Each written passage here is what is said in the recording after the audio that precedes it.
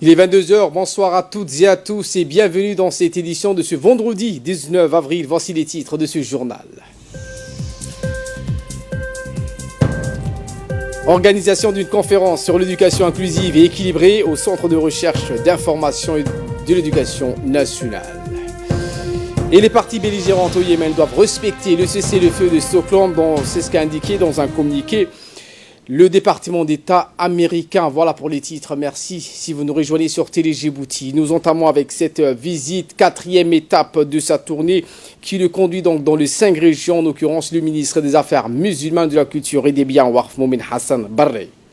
Après Arta, le ministre des Affaires musulmanes s'est rendu hier au jeudi au chef-lieu de la région d'Obok. Le ministre Momin Hassan Barre et les membres de sa délégation ont été accueillis chaleureusement par les autorités et les habitants de la ville de Hayou. Le ministre Momin Hassan Barre a été à la tête d'une délégation forte de plusieurs de ses principaux collaborateurs.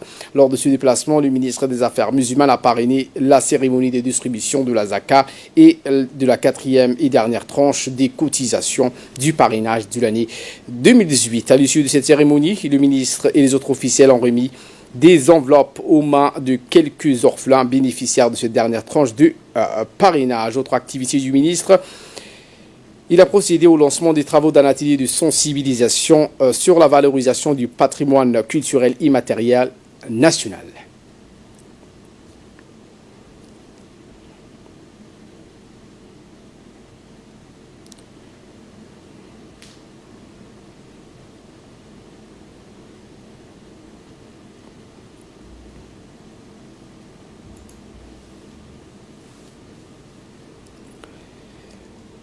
Eh bien, le ministre des Affaires musulmanes, de la Culture et des Biens, Warf Momin Hassan Barre, est intervenu au cours de ces 2 événements.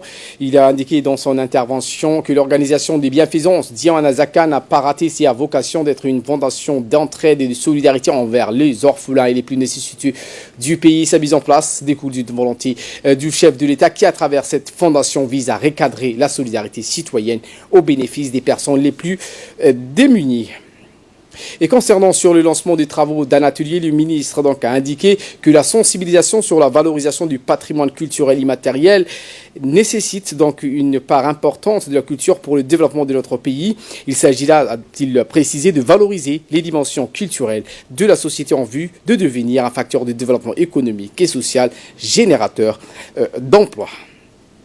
Je vous le disais en titre, le président de la Fondation pour l'aide à l'éducation Education Relief Foundation, Cheikh Mansour bin Moussallam, a tenu hier une conférence sur l'éducation inclusive et équilibrée devant le haut cadre du MENFOP et les commissions de rédaction du curriculaire et les concepteurs des manuels scolaires du Centre de recherche d'information de production de l'éducation nationale.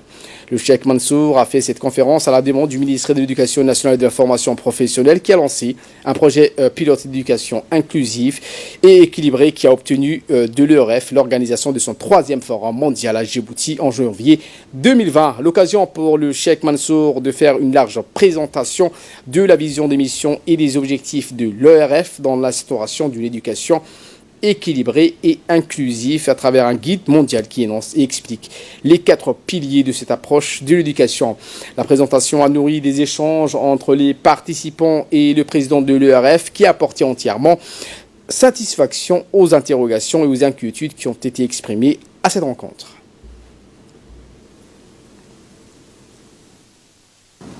C'est-à-dire une éducation qui est basée sur 4 piliers fondamentaux. L'intraculturalisme, que je définirais pour le différencier de l'interculturalisme, la transdisciplinarité, le dialecticisme, que nous différencions d'ailleurs de la pure dialectique, et la contextualisation ou la contextualité. Et je me permets donc de chercher à exprimer et communiquer les principes de ces 4 piliers.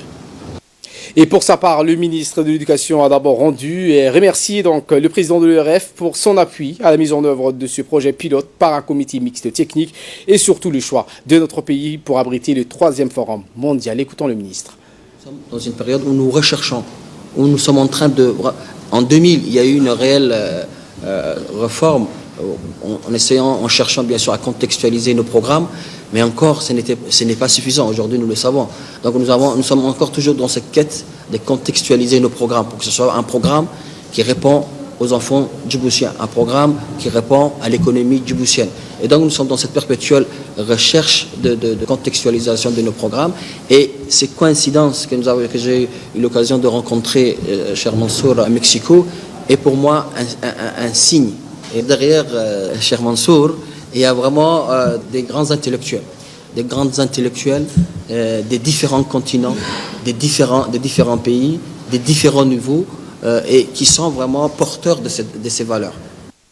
Et voilà qui nous ramène de parler de cet atelier de présentation des actions d'amélioration des services de l'EDD aux opérateurs économiques qui a été organisé hier au Sheraton Hotel. Atelier organisé par l'Agence nationale pour la promotion des investissements, l'ANPI, et l'établissement de l'électricité de Djibouti. Elle a vu la participation du directeur général de l'EDD, Jama Ali Ghili, le directeur de l'ANPI, Madi Dalopsi, ainsi que de représentants des secteurs privés. Lors de l'assise, une projection a été faite où le directeur de l'EDD et ses proches collaborateurs ont au retour pris donc la parole afin de présenter aux participants l'historique et les différents services que fournit l'EDD pour ses clients. Également les réformes en cours dans le domaine de raccordement de l'électricité afin d'améliorer encore le climat des affaires à Djibouti a été exposé.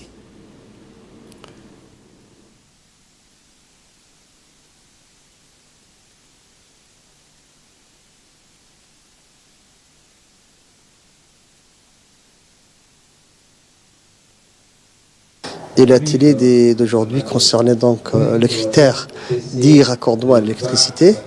Et l'assistant, l'auditoire a été surpris, étonné de voir tous les efforts que l'électricité de Djibouti fournit pour mieux servir ses clients. Pas seulement servir, mais pour mieux servir et de mieux ou mieux servir ses clients. J'en avais parlé tantôt des climats des affaires.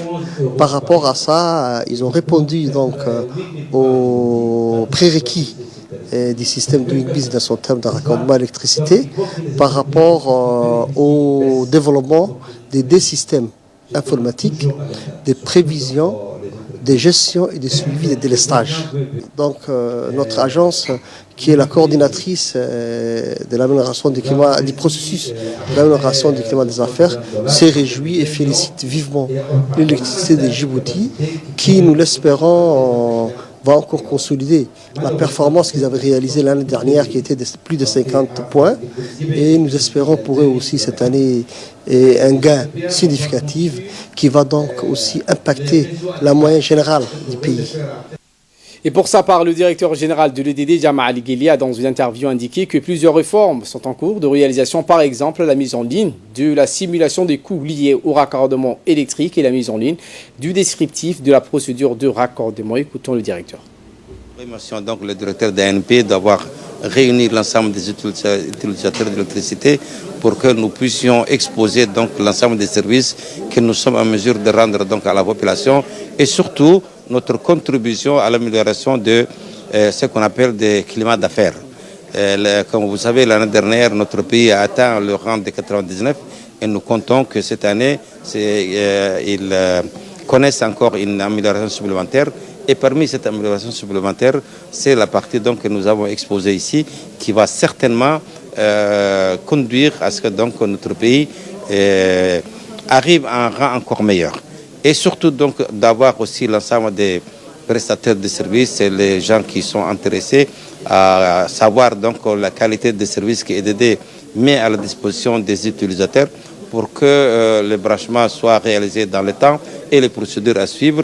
Et le dernier né que nous avons voulu donc exposer, c'est la possibilité à nos abonnés d'utiliser donc leur téléphone portable pour qu'ils puissent regarder donc leur consommation, évaluer leur consommation, voir leur historique. Au jour d'aujourd'hui, donc sur le téléphone iPhone et sur le téléphone qu'on appelle Android, en général, sont disponibles et chacun peut lui-même télécharger l'application et avoir donc par email les mots de passe et se connecter et suivre ses consommations. Ça, c'est le dernier né des applications que nous fabriquons par EDD et par distribution. L'objet de cette réduction de délai est lié à la volonté d'avoir plus de poids dans le système doing business. Et vraiment, donc, tout à l'heure, je lisais un email de la Banque mondiale qui nous félicitait et qui même souhaitait que cette expérience soit donnée à d'autres pays qui n'ont pas ce genre de choses. L'actualité dans les régions de l'intérieur avec cette cérémonie de mise en service de 4 citernes enterrées à Mounkour, localité située à la sous-préfecture de Dora, dans la région de Tadjoura. Eh bien, ces citernes réalisées par un entrepreneur local, Mohamed Mousskoulta, répartis sur 4 sites construits, à savoir Gopta, Aslous, Ingiri et Galissa. L'UDC a construit ces ouvrages avec l'appui financier de l'ambassade du Japon.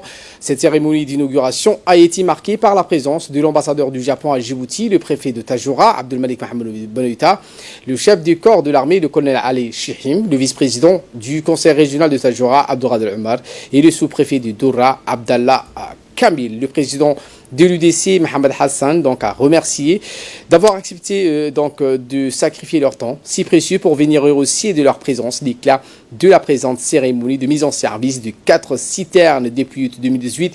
Jusqu'à présent, grâce à ces ouvrages, les populations dans le cours ont accès à l'eau et les corvées d'eau sont nettement diminuées. Le président de l'UDC, Mohamed Hassan, le préfet, a remercié tous les participants.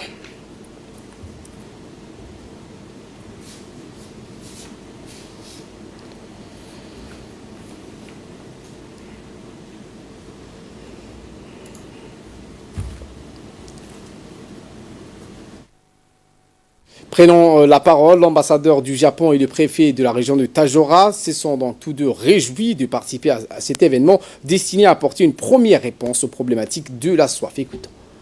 Notre ambassade du Japon a pu contribuer du côté financier à la réalisation de ces œuvres. C'est grâce au travail de tout le monde qui nous a permis de réaliser cet objectif pour contribuer à l'amélioration de la vie de la population dans le secteur le plus prioritaire qui était l'accès à l'eau potable. L'urgence, c'était l'accès à l'eau parce que les gens se rendaient ici pour se rendre à 35 km. C'est un corvée difficile pour les dames et on sait quel impact ça peut avoir sur la santé de l'enfant et de la mère. Donc vraiment, nous saluons cette action hautement, comme il se doit. Si on est tous là aujourd'hui, c'est pour vous témoigner l'importance que vous avez accordée à ce village en réalisant, en finançant plutôt ces 4 citernes enterrées à l'ambassade du Japon. Ce n'est pas uniquement cette réalisation qui œuvre et qui accompagne la politique du gouvernement partout dans notre pays. Ce n'est pas uniquement dans la région de Tadjoura. Et je sais que les associations de la région de Tadjoura sont des associations actives qui vous accompagnent dans beaucoup de domaines, non seulement le domaine d'accès de l'eau, mais il y a d'autres domaines, que ce soit des formations ou autres. Et nous vous en remercions pour tout cela.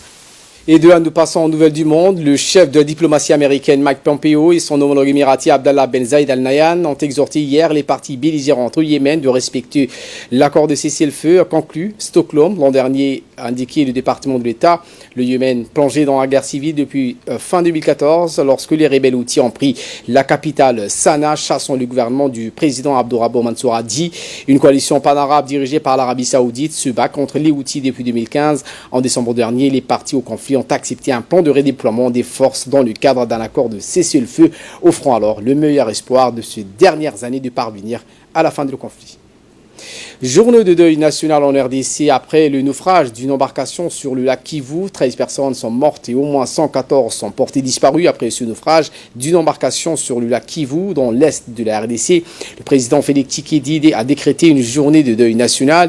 Le président de la République démocratique du Congo a décrété ce jour de deuil national vendredi aujourd'hui à la suite de ce naufrage d'un pirogue dans le bilan. Et de 13 morts et de 114 disparus, c'est ce qu'a indiqué la présidence congolaise dans un communiqué. Voilà pour l'essentiel de ce 22h. Merci à vous de nous avoir suivis et très bon suivi des programmes sur Télé Djibouti.